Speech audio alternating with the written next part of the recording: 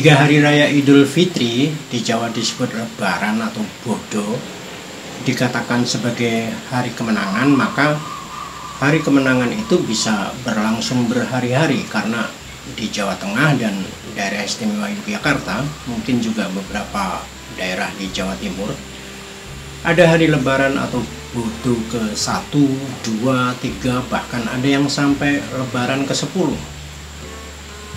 Lebaran pada bulan Syawal juga selalu berhiaskan tradisi Syawalan yang juga bisa berlangsung selama bulan Syawal, bisa sebulan penuh.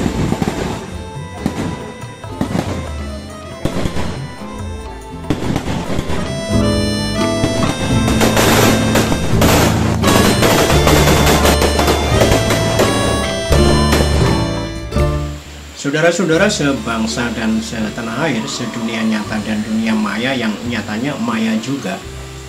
Jika beda opini jangan baper, jika baper jangan ikut-ikutan memaki dengan kalimat etik dasma.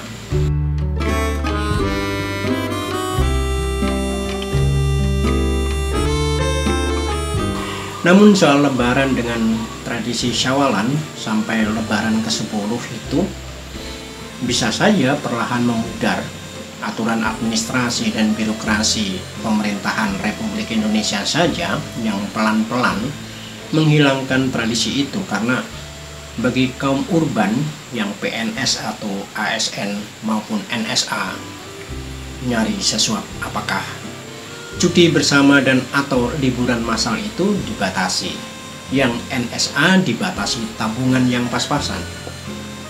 Jadi kaum urbanis harus buru-buru balik ke tempat pencarian nafkah masing-masing karena tak mau kehilangan eksistensi sosialnya.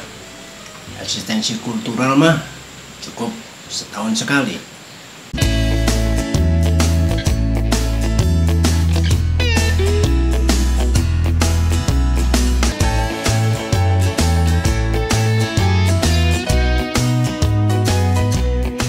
Dalam ritual pulang kampung yang dalam era etik dasma sekarang ini makin difasilitasi dan dimanjakan oleh aparatur pemerintah, dari jalan tol yang bikin lancar semuanya, mudik gratis, penitipan sepeda motor di kantor polisi, bahkan kalau perlu pengawalan TNI, sebagaimana di Papua yang dari KKB kini ditingkatkan menjadi OPM.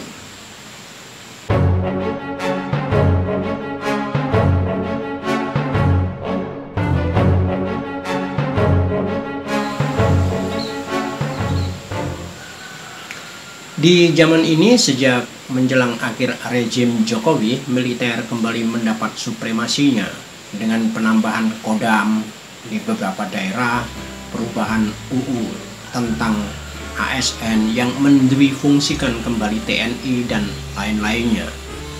Kata Panglima TNI, enteng saja, kami posisinya membantu. Maka lupakan ketetapan MPR hasil reformasi 98 yang ingin menegakkan supremasi sipil. Selama 25 tahun cukup untuk melupakannya, karena kaum sipilnya via partai politik hanya memanjakan nafsu demokrasi semata, tetapi tanpa nomokrasi. Wajarlah jika dalam Lebaran yang sampai ke berapa itu, tradisi kultural lebih banyak dinikmati warga lokal yang tak terserap kehidupan industri kota. Kalaupun terserap dunia industri, ya industri lokalan. Sementara kaum urban yang mudik, tradisi membelanjakan uangnya cukup bagi-bagi duit ke keponakan, saudara dekat, atau kekulineran yang menurut mereka makin eksotis. Lumayanlah distribusi ekonomi Lebaran itu bisa menjadi penghiburan sementara. Di Keraton Ngayogyakarta Hadiningrat misalnya juga ada sedikit perubahan yang menjadi lebih manusiawi. Grebek Syawal kemarin, adegan rebutan gunungan diganti menjadi bagi-bagi isi gunungan ke masyarakat langsung person to person Tidak ada lagi uncal-uncalan, lempar-lemparan atau rebutan, sampai tidak ada hormat-hormatnya sama sekali pada simbol gunungan.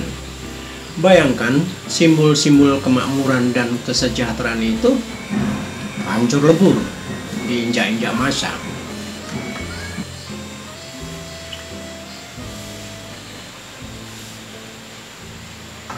Kalau masih ada yang lempar-lemparan kaos atau sembako dari dalam mobil, ya harus dimaklumi, kan rakyat nggak bisa menyentuh orang yang dikawal ketat pas pampres, maka kaos pun dilempar-lempar.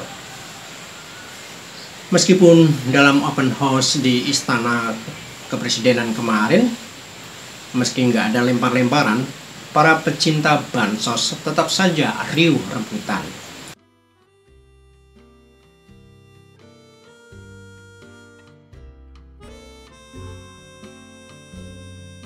Sampai ada yang pingsan atau bahkan keinjek-injek sesamanya kaum jelantah. Padahal nggak ada barang yang dilempar-lempar. Mengapa begitu? Ya mungkin karena ini akibat El Nino. El Nino adalah alasan bagus karena para petani bisa mendengarkan alasan dari presidennya yang ternyata punya referensi internasional dengan selalu menyebut El Nino. El Nino penyebabnya.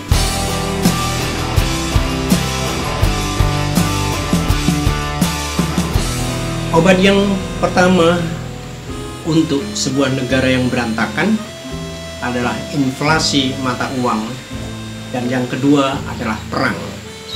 Tulis Ernest Hemingway.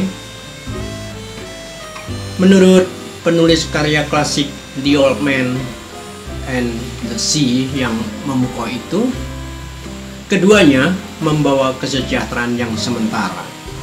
Keduanya memberikan kehancuran selamanya. Tapi keduanya adalah perlindungan dari oportunis politik dan ekonomi.